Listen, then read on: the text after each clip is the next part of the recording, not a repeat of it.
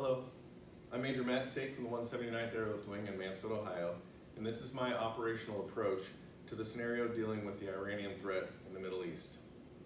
The end state for this approach is that Iran is no longer a nuclear threat, and U.S. and coalition or allied forces in the CENTCOM AOR are able to continue to promote peace and stability in the region. Iran releases its control over the Strait of Hormuz, allowing free and open global energy markets to prosper, and violent extremist organizations are no longer a threat to the region.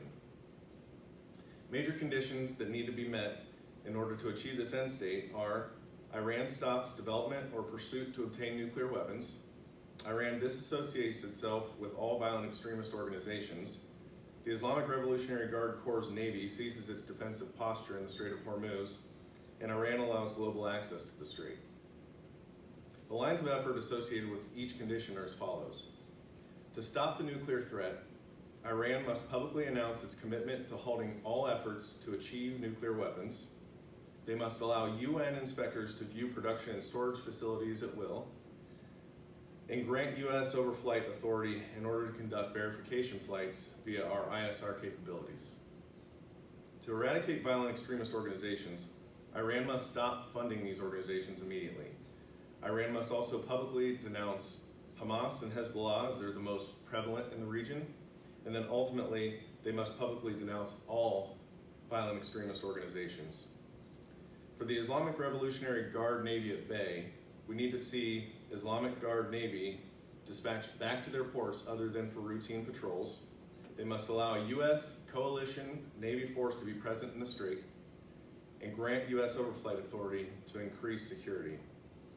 For freedom of navigation in the Strait of Hormuz, we need to see an increased oil production and sales from allied countries in the region to decrease the need for Iranian oil.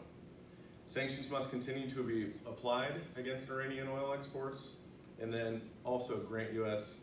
overflight authority for the increased security in the strait.